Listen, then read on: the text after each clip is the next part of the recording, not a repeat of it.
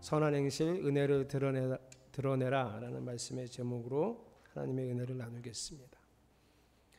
자, 저 잘 보이시나요? 네. 저 보이는 곳에 진수민 집사님 이쪽으로 조금만. 안 보여서. 제가 보여야 좋거든요. 사이에 심혜정 성도님 조금만 이쪽으로. 얼굴을 보고 설교를 하고 싶어서요. 제가 지난주 설교 도입에 이런 문구를 이렇게 보여드렸습니다. 이 시대의 신, 행복해야 하는 나다.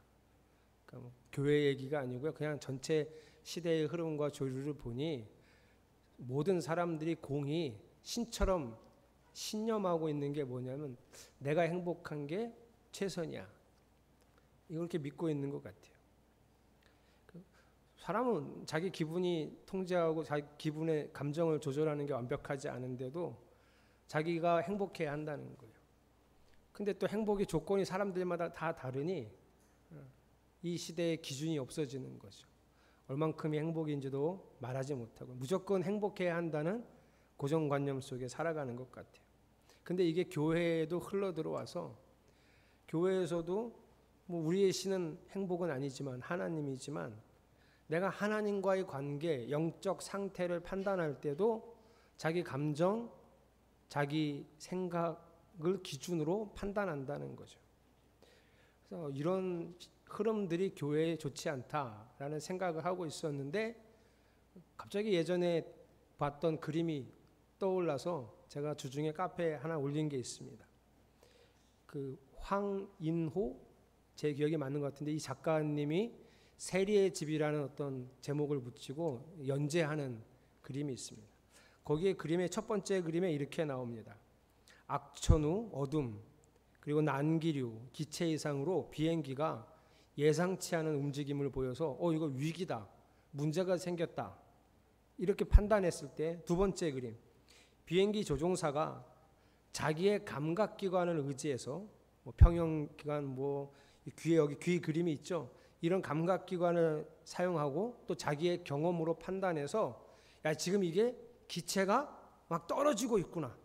얼른 잡아당겨서 기체를 상승시켜야 되겠다 하고 자기 감각을 사용해서 운전을 하다가 세 번째 그림, 저렇게 기체가 뒤집어 있었는데 거꾸로 가는 줄 모르고 땅에 추락하는 줄 모르고 계속 상승시킬 수 있다는 거예요. 그러면 조종사는 무엇으로 비행기를 조종해야 하죠? 네 번째 그림, 계기판입니다. 불완전한 자기 감각을 의지하지 말고 철저하게 계기를 확인해서 조종해야 합니다. 우리 인생은 어떨까요? 우리 인생은 어떻게 조종해야 합니까? 뭘 보고 안전하게 갈 수 있을까요? 다음 그림에 보면 이렇게 뭘 해야 되지? 어떻게 하는 게 좋은 인생이지?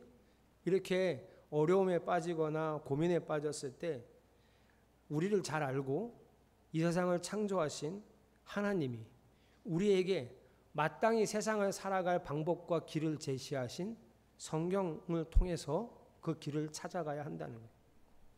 인생의 내비게이션은 돈도 아니고 자녀 교육도 아니고 부동산도 아니고 오직 하나님의 말씀임을 잊지 마시기를 축복합니다. 그래서 우리가 매일 광고 시간에 매일 성경 앞에 이렇게 글자를 읽는 거예요.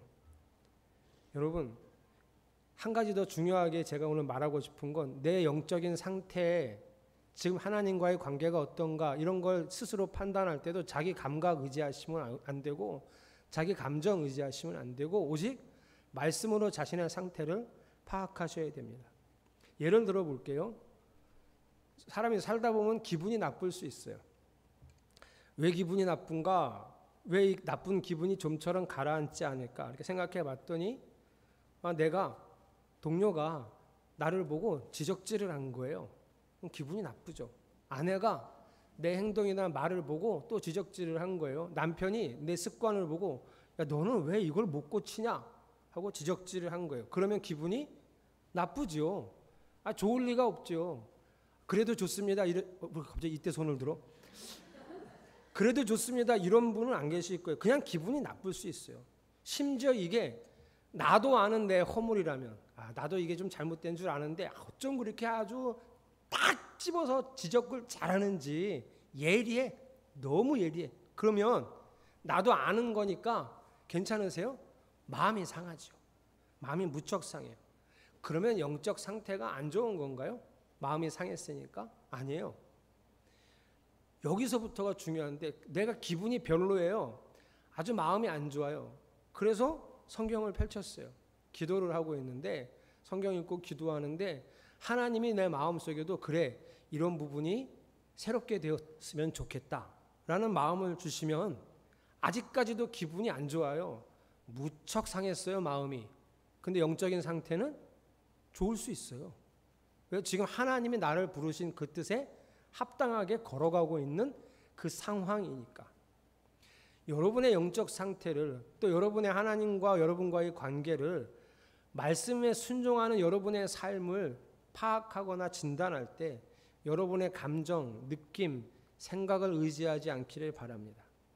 더불어 오늘 말씀의 주제인데요.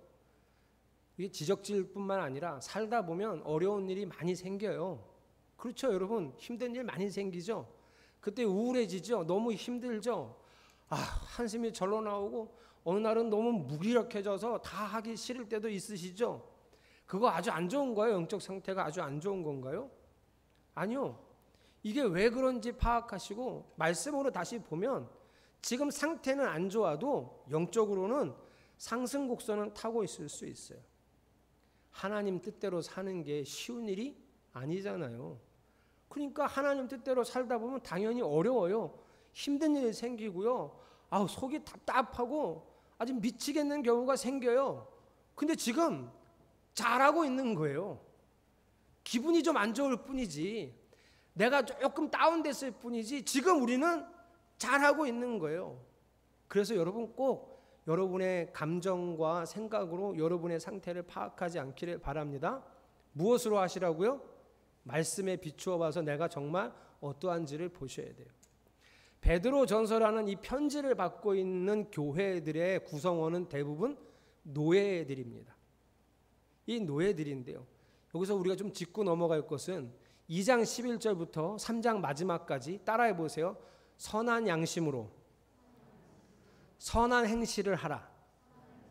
이게 주제예요. 앞으로 몇 주 동안 이거 잊어버리시면 안 돼요. 지금 우리의 주제는 선한 양심으로 선한 행실을 하라. 그래서 지난주 첫 번째 선한 행실이 뭐냐? 하나님이 부여하신 세상의 권위에 복종하라였어요. 두 번째, 오늘 노예들에게 주인에게 복종하라는 거예요. 좋은 주인 말에도 복종하지만 아주 까다롭고 나쁜 놈한테도 복종하라. 주인이니까. 그래서 이 본문을 읽고 이런 생각이 퍼뜩 드실 거예요. 하나님이 노예제도를 인정하신 겁니까? 아니요, 그렇지 않아요. 그렇지 않아요. 지금 하나님은 베드로를 통해 교회 안에 구성원들인 노예로 살고 있는 사람들에게 연약하다, 니들이 연약해서 세상에 굴복하는 게 아니야. 니들은 하나님의 백성이야. 하나님이 선택한 족속이야. 그 족속의 정체성을 가지고 제사장 나라임을 잊지 말고 주인에게 복종하면서 하나님의 은혜를 드러내라고 하는 거예요. 오늘 본문을 해석할 때 아주 중요한 부분인데요. 19절, 20절입니다. 여러분이 19절 읽고 제가 20절 읽겠습니다. 시작.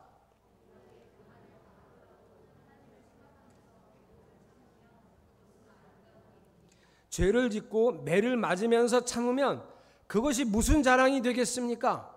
그러나 선을 행하다가 고난을 당하면서 참으면 그것은 하나님 보시기에 아름다운 일입니다. 19절 20절을 읽으니까 이런 느낌이에요. 세상의 불의함에 항거하고 세상의 불의함 앞에서 내가 선하게 살다가 겪는 고난과 어려움을 참으면 누가 봐도 아름답지 않은가, 이런 느낌이지만 실제로는 그런 말이 아니고요. 여기 헬라어 아름다운 일이라는 단어에 쓰인 헬라어는 카리스예요. 카리스는 하나님의 은혜를 뜻합니다.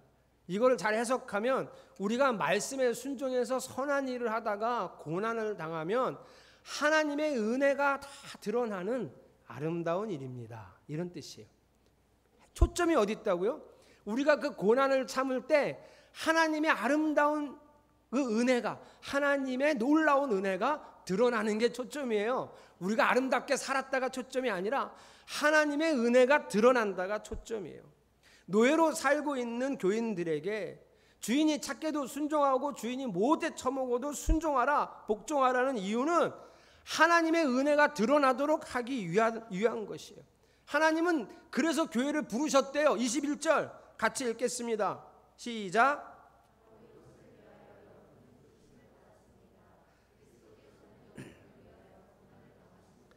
여러분이 자기의 발자취를 따르게 하시려고 여러분에게 본을 남겨 놓으셨습니다.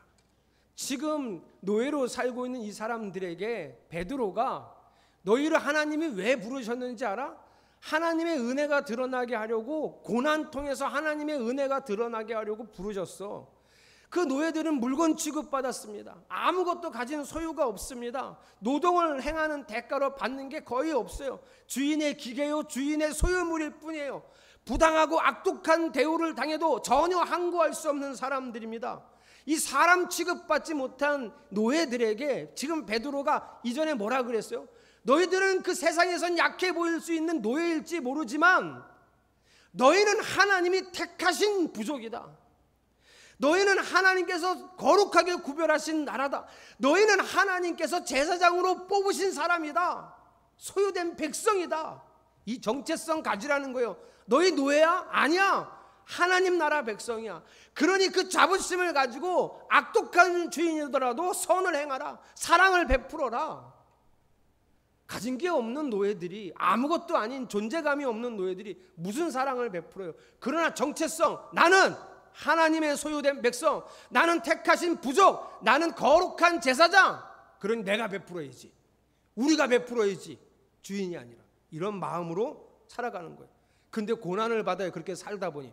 그러나 그 고난을 받다 보면, 참으면 하나님이 그 속에서 야, 하나님의 은혜와 능력이 이런 거구나 드러나게 하시겠다는 거예요. 이를 위해 부르심을 받았대요. 이 부르심 때문에 예수님이 아까 그 말씀에 십자가에서 본을 보여주셨다는 거예요. 교회는 못나서 고난을 받는 게 아닙니다. 우리가 힘이 없어서 고난을 견디는 게 아니에요. 교회는 하나님 백성이기에 강하고 부여하고 힘이 있지만 그들에게, 하나님 모르는 그 사람들에게 하나님의 은혜가 드러나게 하려고 우리는 고난도 참는 거예요. 이게 원래 교회의 정체성이에요. 그러면 지금 교회가 그런가? 이걸 짚어봐야 돼요. 교회가 원래 이런 게 교회라는데 지금 우리 교회 이런가? 지금 춘천교회, 한국교회가 그런가? 아니요. 지금의 교회들은 너무 예민하고 연약합니다. 쉽게 상처받습니다. 제사장 나라, 거룩한 나라, 택하신 부족이라는 정체성을 잃어버리고 한없이 무력해졌습니다. 저는 교회의 시작은 재활병원과 같다고 생각합니다. 그죠? 왜냐하면 우리 죄인인 우리를 부르셨으니 다 환자들이잖아요. 저 군대 있을 때 교회 다니는 애들 다 환자라고 불렀거든요.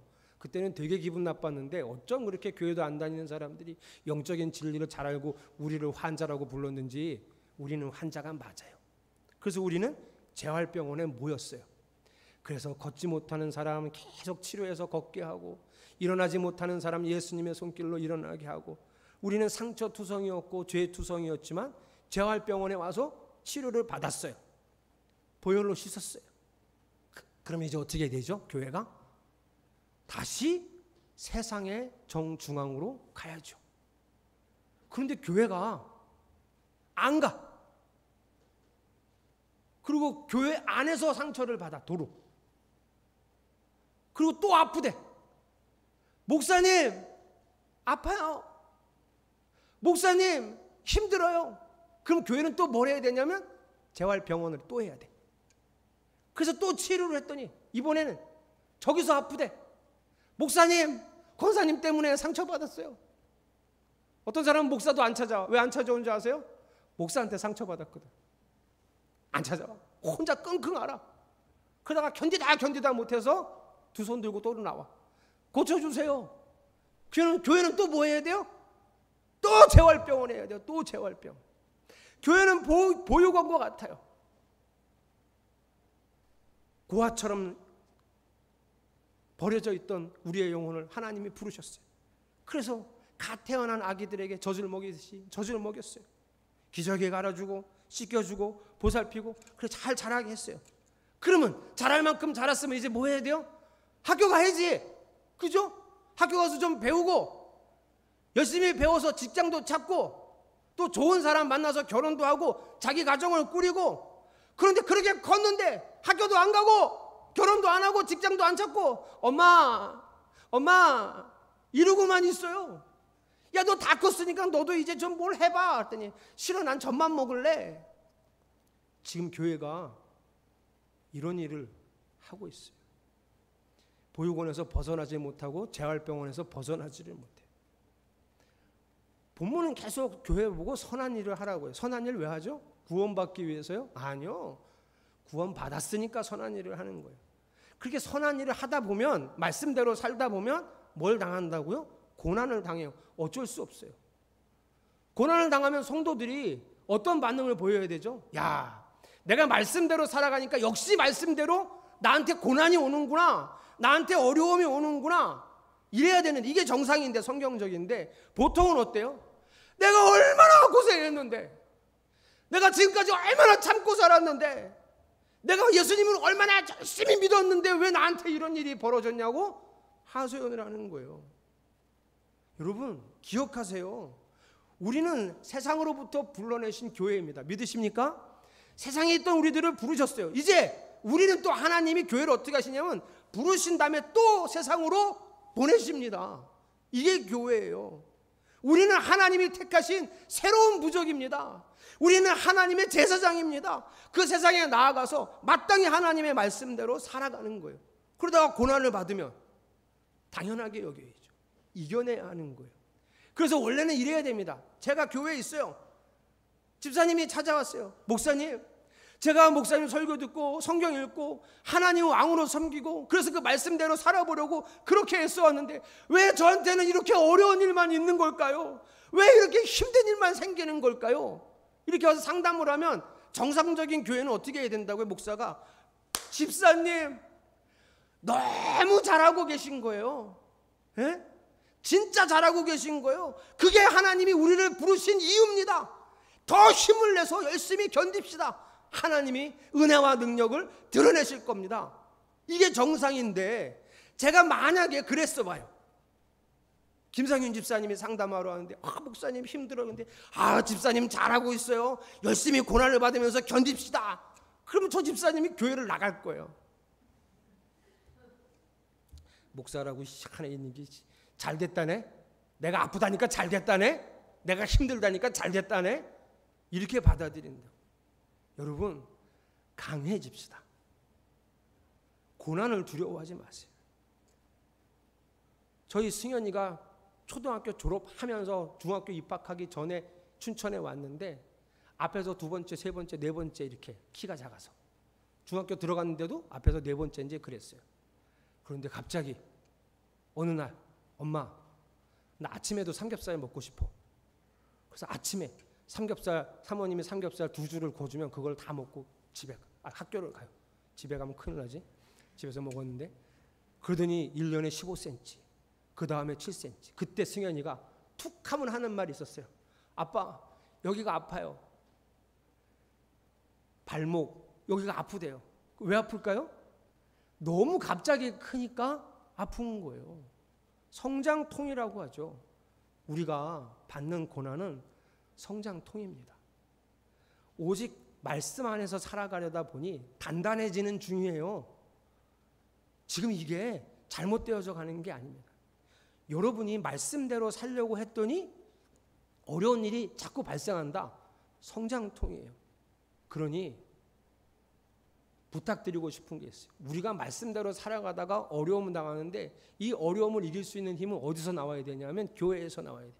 교회에서 뭐 해야 돼요? 서로 열심히 사랑해주고 지지해주고 기도해줘야 돼요. 나가서 잘 싸울 수 있도록. 예수님의 십자가 사랑과 은혜로 이만큼 자랐으니 여러분 이제 우리 학교도 좀 다니고 이제 우리 직장도 좀 찾고 이제 우리 결혼도 좀 합시다. 제 말뜻을 이해하시겠죠? 교회에서 사랑하면서 재활하고 치료받았으니 앞으로도 열심히 교회에서 더 사랑하고 단단해져서 세상에 나가서는 어떤 어려움을 겪어도 이겨내는 강한 군사가 되시기를 바랍니다. 여러분 노예잖아요. 하나님이 노예면 어떻게 해주셔야 될 것 같죠? 우리는 노예 제도를 싹 없애버리고 해방시켜 주시고, 링컨처럼 해방해서 자유로운 삶을, 평등한 삶을 살 수 있도록 해주는 게 하나님이 하시는 일 같잖아요. 근데 하나님은 성경에서 보면 어떤 방법을 늘 취하시죠? 약자이신 노예에게 그들을 해방시켜 주시는 게 아니라 그리스도인 자신을 주세요. 그러면 그 약자인 노예들이 그리스도와 함께 강자가 됩니다. 우리처럼, 교회처럼. 그리고 그 불의한 고난의 현장에서 악이 그냥 악으로 드러나도록 사는 거예요. 고난을 견디면서. 우리는 사람이 아니라, 계급이 아니라, 국가가 아니라, 악한 조직을 갖고 있는 국가가 아니라 이 모든 걸 장악하고 있는 악한 세력과 싸운다고 배우셨잖아요. 그래서 우리의 싸움은 혈과 육에 관한 것이 아니라 저 악한 본질적인 죄는 사탄과 우리가 싸우고 있는 거예요. 그래서 노예의 해방을 시켜주는 게 아니라 노예가 노예답게 살도록 그리스도가 거기 함께 계셔서 그리스도의 은혜와 사랑이 그들을 통해 세상에 드러나서 그 본질적인 악이 세상에 드러나게 하시는 분이에요. 그래서 세상이 그리스도를 알게 하는 거예요. 김상윤 집사님이 여기 있잖아요. 어떻게 살아야 돼요? 정말 처음에 마음 먹은 대로 좋은 빵을 만들어야 돼요. 돈을 덜 벌어도. 또 저런 소리에서 나를 더 어렵게 한다. 아무래도 교회를 옮겨야 되겠다. 상담을 좀 합시다, 저랑. 이익을, 여러분이 행정 가면 이익을 추구하는 행정이 아니라 하나님의 뜻을 추구하는 행정을 하셔야 돼요. 여러분이 선생님이라면 지식을 가르쳐주는 교사뿐 아니라 하나님을 보여줄 수 있는 사랑의 교사가 되어야 됩니다. 눈가림하지 않고 보이는 곳에서도 보이지 않는 곳에서도 하나님의 사랑과 원칙을 지켜낼 수 있는 건설자가 되어야 합니다. 여러분에게 맡기신 일에서 주님의 공의와 사랑이 드러나도록 해야 돼요. 그러면 반드시 뭐가 따라온다고요? 어려움이 따라와요. 여러분이 집에서 가정 전업주부로 사는 곳이 여러분 가정이 가장 격렬한 격전지예요. 거기서 사역하는 거예요. 그래서 주님의 뜻대로 가정을 운영하려고 하면 뭐가 따라온다고요? 어려움이. 애가 왜 이렇게 해야 되느냐, 말을 안 들을 수도 있고요. 남편과 아내와 관계가 어려움을 겪을 수도 있어요. 왜? 우리가 그렇게 안 살아와서 그래요. 그러나 여러분, 그런 어려움을 이겨내는 거예요.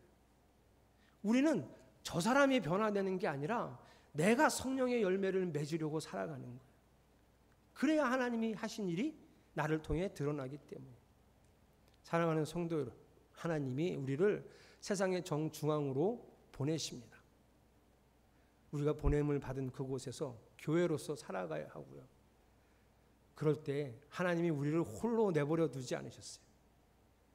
조직을 바꿔주고 없는 돈을 주시고 이게 아니라고요. 어떻게 하신다고요? 그리스도를 나에게 주셨어요. 영원히 나와 함께 하세요. 여러분 이때 막 속으로 아쉬워하시면 안 돼요. 차라리 돈을 주시지 왜 그리스도를 주셨을까? 이러시면 안 돼요. 본질적이지 않아요. 그리스도를 주셨어요. 우리에게. 자기 자신을 주셨어요. 제도를 바꿔 주시지 않고 돈을 주시지 않고 더 건강하게 해주지 않고 우리의 소원을 먼저 이루시는 게 아니라 그리스도를 주셨어요. 우리 안에.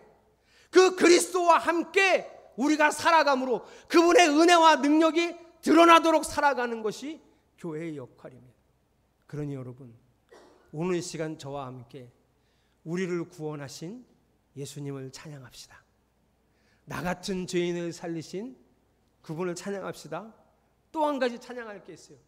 나를 구원하셨을 뿐만 아니라 영원히 나와 함께 하시겠다고 그분 자신을 주신 그 하나님을, 그 예수님을 찬양합시다.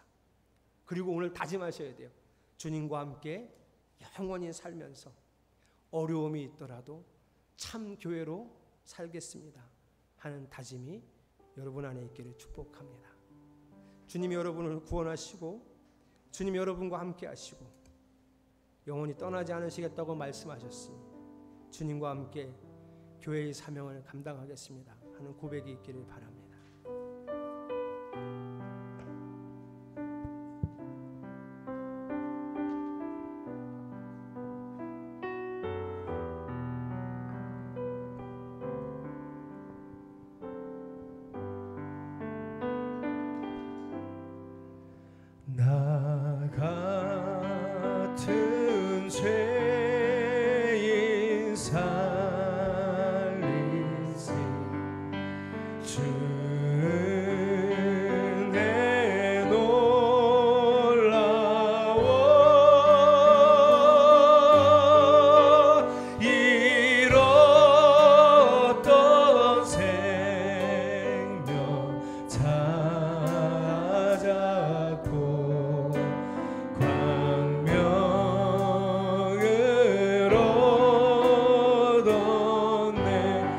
같은 죄인 살리신 나 같은 죄인 살리신 주 은혜 놀라워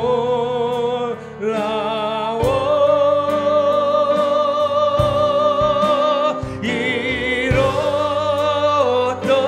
생명 찾았고 광명으로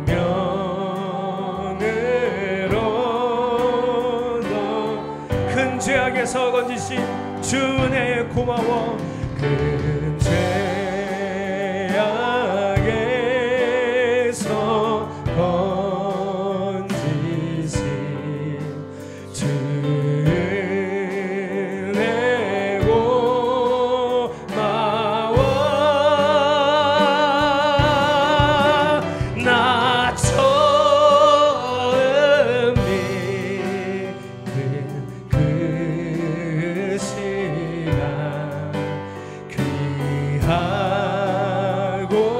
귀한 나 처음 믿은 그 시간 귀하고 귀하다 나 처음 믿은 그 시간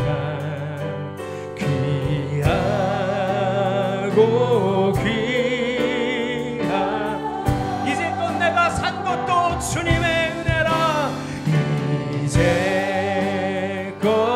내가 산 것도 주님의 은혜라 또 나를 찾아오냐 할렐루야 인도해 주시 예수 이곳에 우리와 함께 예수 이곳에 우리와 함께 그리스도를 주셨습니다. 예수 이곳에 예수 이곳에 우리와 함께 영원히 예수 이곳에 우리와 함께 영원히 할렐루야 예수 이곳에 예수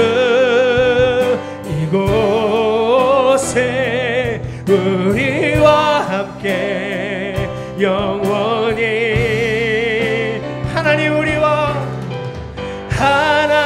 우리와 영원히 함께 하시네 꿈없는 우리에게 그 나라 보여주시네 연약한 자들의 친구가 되어주시고 힘없는 우리의 인생을 위해 하나님 우리와